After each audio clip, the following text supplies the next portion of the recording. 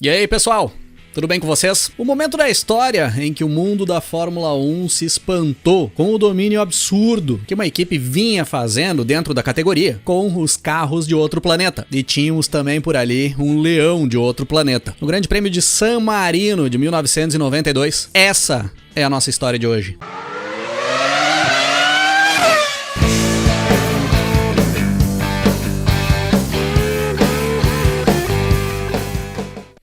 O Grande Prêmio de San Marino de 92 era a quinta etapa do Campeonato Mundial de Fórmula 1, com data marcada para o dia 17 de maio de 1992, no circuito de Imola, na Itália. Até aquele momento do campeonato, nós tínhamos disputado 4 etapas, com 4 pole positions do inglês Nigel Mansell com a Williams, 4 vitórias conquistadas pelo inglês Nigel Mansell com a Williams, com 3 dobradinhas da Williams. Nunca em toda a história da Fórmula 1 tinha se presenciado um início de temporada com um domínio tão grande por parte de uma equipe. E isso começava a preocupar demais todos que integravam o meio da Fórmula 1, a ponto de dias antes do Grande Prêmio de San Marino de 92, ali no início do mês de maio, o Ron Dennis, o chefe de equipe da McLaren, ir até Maranello e se reunir com Luca de Montezemolo, o diretor da Ferrari, para discutir uma estratégia de recuperação ou encontrar uma forma de intervir junto à FISA para que a entidade verificasse sobre essas novas tecnologias que a Williams vinha utilizando em cima de seus carros, ou os famosos controles eletrônicos. As duas maiores rivais na história da Fórmula 1 até então se uniam para tentar buscar uma solução. Uma solução entre aspas, né? Eles queriam buscar um meio de voltar a ser competitivo. E o Ron Dennis argumentava que esses controles eletrônicos acabavam gerando um custo muito alto, que muitas equipes não conseguiriam implementar esses controles eletrônicos em cima dos seus carros. Isso acabaria comprometendo muito o espetáculo também. E o que é mais interessante é que esse discurso do Ron Dennis viria mudar rapidinho. Assim que ele encheu o carro dele de controles eletrônicos em 1993 e a FISA começou a querer retirar esses controles eletrônicos, aí o Ron Dennis mandava contra. Ele se unia a Frank Williams para evitar isso. Mas isso não é assunto para hoje. Fica só aqui como um destaque, como uma visão do futuro que já aconteceu. E a FISA entrou na onda dessa parceria aí Ferrari e McLaren. Dias antes do Grande Prêmio de San Marino, em uma reunião em Barcelona, onde estavam presentes todos os chefes de equipe, o Max Mosley, presidente da FISA, apresentou uma proposta para banir os controles eletrônicos, o que acabou enlouquecendo o Frank Williams. E aí, enquanto Mosley apresentava essa proposta para banir os controles eletrônicos, o Bernie Ecclestone, que era o presidente da FOM, da Formula One Management, vinha com a proposta de introduzir imediatamente o reabastecimento nos carros durante as corridas. E aí isso acabou enlouquecendo todo mundo. Para começar, o projeto de um carro que pode ser reabastecido durante a corrida é diferente do projeto de um carro que não tem reabastecimento. E como ficaria o custo para essa adaptação? O fato é que tanto Mosley quanto o Ecclestone viam que a temporada ia ficar facilmente nas mãos da Williams. Não iria existir uma mínima competição pelo título mundial. E eles queriam fazer qualquer coisa para embaralhar as cartas. E o que de certa forma agradava uma galera lá do fundão. O seu Giancarlo Minardi, o dono da equipe Minardi, que encabeçava o grupo das pequenas, pedia abertamente nessas reuniões: façam alguma coisa por nós, por favor. De certa forma, depois das 4 primeiras etapas disputadas, 4 vitórias do Mansell, 3 dobradinhas da Williams, a pergunta já não era mais se o Mansell conquistaria o título mundial. A pergunta que rolava ali era se a Williams venceria todas as etapas do ano. Qualquer semelhança com a atualidade não é mera coincidência. A equipe do seu Frank tinha desenvolvido um carro imbatível. Era visível que isso vinha acontecendo desde 1990, 1991 e em 1992 tornou-se realidade. O desenvolvimento desse carro foi gradual. Eles simplesmente estavam colhendo os frutos do que eles tinham plantado. O problema é de quem não tinha se mexido para buscar esse desempenho, de quem tinha ficado na mesmice. E só quem estava um pouco tenso dentro desse clima de vitórias era o piloto do segundo carro da Williams, o italiano Riccardo Patrese. Ele não conseguia superar o Mansell na pista, nem em treino classificatório, nem em corrida. E ainda por cima, uma semana antes do Grande Prêmio de San Marino, ali mesmo em Imola, em testes privados, o Patrese acabou sofrendo um acidente grave. Perdeu o controle do carro na curva Tamburello e deu em cheio no muro. Ele teve muita sorte de não ter se machucado de forma grave, graças a um giro que o carro acabou dando antes de bater no muro, o que acabou evitando um impacto lateral em cheio. Saiu apenas tonto de dentro do carro. Mas já era visível que o Patrese estava tentando andar além do limite dele, para tentar buscar um melhor desempenho, e isso já vinha ficando perigoso. E quem vinha no fundo do poço era a McLaren. A atual campeã mundial não tinha acertado a mão no carro. O Ayrton Senna, atual campeão mundial, tinha meros 4 pontos conquistados, com apenas um terceiro lugar no Grande Prêmio da África do Sul, que o Senna tinha buscado ainda correndo com uma versão atualizada do carro de 1991, o MP46. A partir do Grande Prêmio do Brasil, eles passaram a competir competir com o MP4 7 e o carro era uma desgraça. A única coisa boa daquele carro era o motor V12 da Honda e o câmbio semiautomático. O carro era totalmente instável, extremamente difícil de segurar na pista. Dificilmente eles conseguiam ficar dentro do mesmo segundo da Williams em tempo de volta. A Benetton, que vinha numa evolução, ficava ali mais ou menos no nível da McLaren, com um carro que tinha um motor mais fraco, um Ford V8, mas um carro bem mais estável. A Benetton que tinha dentro dos carros ali o alemão Michael Schumacher e o inglês Martin Brundle. Vale lembrar aí, pessoal, que foi dias antes desse grande prêmio de San Marino que o Nelson Piquet sofreu aquele grave acidente em Indianápolis, participando dos treinos para as 500 milhas de Indianápolis de 1992. O Piquet foi retirado de dentro do carro após o acidente, ou de dentro do que sobrou do carro, com as pernas completamente esmagadas. Por pouco não teve que amputar uma das pernas. E ali no final de semana de corrida, ali em San Marino, o ex-companheiro do Piquet na Benetton, o italiano Alessandro Nannini, enviou um cartão pro Piquet, que já estava se recuperando das cirurgias que tinha feito ali no decorrer da semana. E um cartão bem humorado do Nannini pro Piquet. No cartão dizia: "Imagine, Nelson, o piloto que a Benetton teria tido com meus braços e suas pernas." Lembrando que o Nannini tinha perdido um braço em um acidente de helicóptero no final de 1990, quando ele era companheiro do Piquet na Benetton. E vinha rolando rumores ali na época, pessoal, exatamente nessas semanas ali que antecediam o Grande Prêmio de San Marino, de uma possível volta do Nelson Piquet para a Fórmula 1. O Flávio Briatore vinha muito descontente com o desempenho do Brundle dentro da equipe. E rolou boatos de que o Briatore já tinha contatado o Nelson Piquet para o brasileiro voltar para a Fórmula 1 pro lugar do Martin Brundle, ainda pro decorrer de 1992. Mas aí o Piquet acabou sofrendo um grave acidente ali em Indianápolis e essa ideia foi descartada. Já dentro da pista de Imola, ali no final de semana do Grande Prêmio, nós vimos o Mansell fazer a quinta pole position dele em 1992 em 5 etapas disputadas, com o Patrese buscando a segunda posição, mesmo tendo sofrido com muitos problemas no carro. Mesmo quando a Williams apresentava problemas, eles eram extremamente mais rápidos que os demais. Na segunda fila ficaram as duas McLarens, o Senna em terceiro e o austríaco Gerhard Berger na quarta posição. O Senna ficou 1.2 atrás do Mansell, isso porque a McLaren rendia bem ali em Imola. O motor Honda V12 da McLaren ali fazia diferença. Na terceira fila, Schumacher em quinto e Brundle em sexto. O Maurício Gugelmin da Jordan conseguiu alinhar na 18ª posição. E o Christian Fittipaldi com a Minardi em 25º. O Roberto Pupo Moreno quase classificou a sua Andrea Moda pro grid, mas acabou caindo, que eu acho que é até um ponto positivo, porque correr com aquela Andrea Moda ali em Imola era perigoso. Se o Mansell buscasse a vitória ali em Imola, tornaria-se isolado o piloto com mais vitórias consecutivas em início de temporada, em toda a história da Fórmula 1. Ele superaria as 4 vitórias consecutivas que o Senna tinha conquistado no ano anterior, em 1991,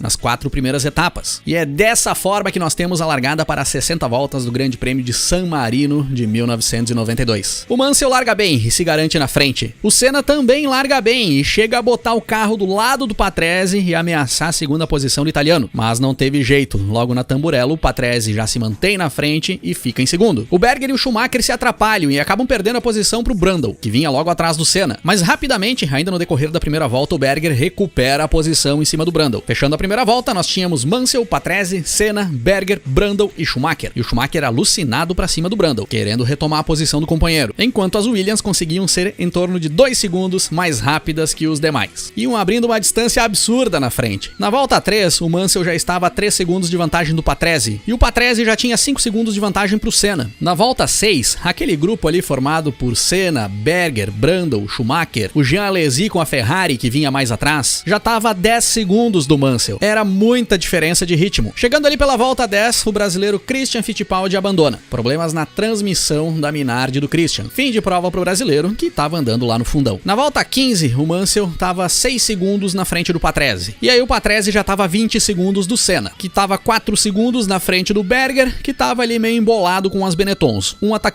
o outro. O Alesi com a Ferrari já ficava um pouco mais para trás. Na volta 19, o Patrese para fazer a sua troca de pneus e quando volta para a pista, volta ainda na segunda posição, uns 4 segundos na frente do Senna. Em 19 voltas, o Patrese tinha aberto distância suficiente para fazer a parada para troca de pneus e retornar para a pista sem perder posição. Nesse mesmo momento, o Schumacher roda na saída da Rivasa e vai com tudo para a barreira de pneus. Por sorte, ele não chegou a variar o carro, conseguiu manter o motor ligado e volta para a pista. Lógico que com a uma corrida bem comprometida. Ele ainda teria que passar nos boxes para ver se estava tudo ok mesmo com o carro. Era certo que isso ia acontecer. O Schumacher estava alucinado para cima do Martin Brundle. E quem acompanhava essas corridas aí lá na época lembra muito bem o que o Galvão falava do Schumacher. O Galvão Bueno ficava maluco com essas trapalhadas do Schumacher na pista, inclusive dizendo que nunca seria um campeão mundial. Passando da volta 20, o Mansell tinha 26 segundos de vantagem pro Patrese, que já tinha parado para fazer a troca. O Patrese seguia ali com 4 segundos de vantagem pro Senna, e quem vinha fazendo uma corrida boa era o Maurício Gugelmin com a Jordan.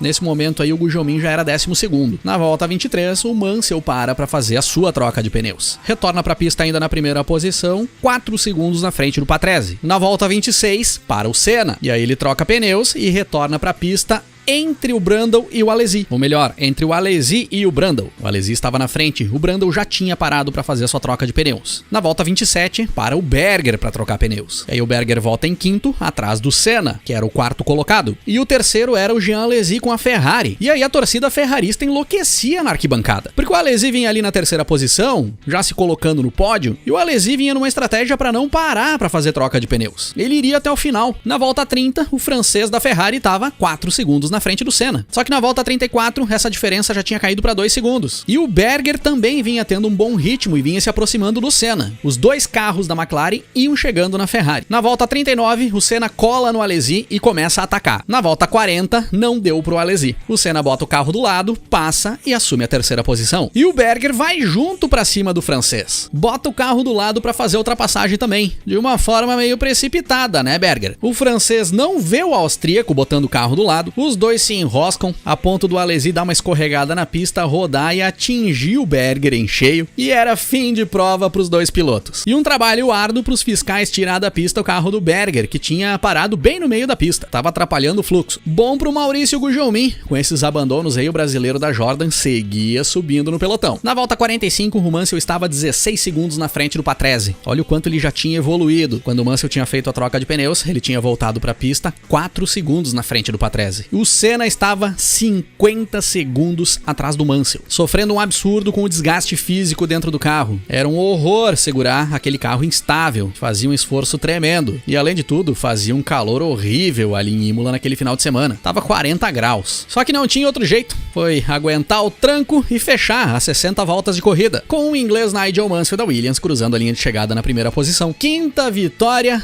em 5 corridas. Novo recorde conquistado. O Riccardo Patrese veio na segunda posição, o que já era padrão. Fechou a prova 20 segundos atrás do Mansell. E fez a volta mais rápida da corrida também, né, Patrese? Vamos dar esse mérito pro italiano. O Senna, à beira do desmaio dentro do carro, ficou em terceiro. Era a segunda corrida que o Senna pontuava no ano. Chegava a 8 pontos. O Maurício Gugelmin, com a Jordan, chegou em sétimo. Uma boa corrida do Gugelmin, por pouco não pontuou. 5 provas disputadas, 5 pole positions do Nigel Mansell com a Williams, 5 vitórias do Nigel Mansell com a Williams, sendo 4 dobradinhas da Williams. Já não seria nada impressionante, após vermos essas 5 etapas, se a Williams vencesse todas as corridas do ano. Mas as coisas mudariam logo na etapa seguinte, onde presenciaríamos um dos resultados mais improváveis da história da Fórmula 1 e uma das disputas mais ferrenhas que nós presenciamos nas últimas voltas de uma corrida, o Grande Prêmio de Mônaco de 1992. Claro que esse é assunto para outro episódio aqui do canal.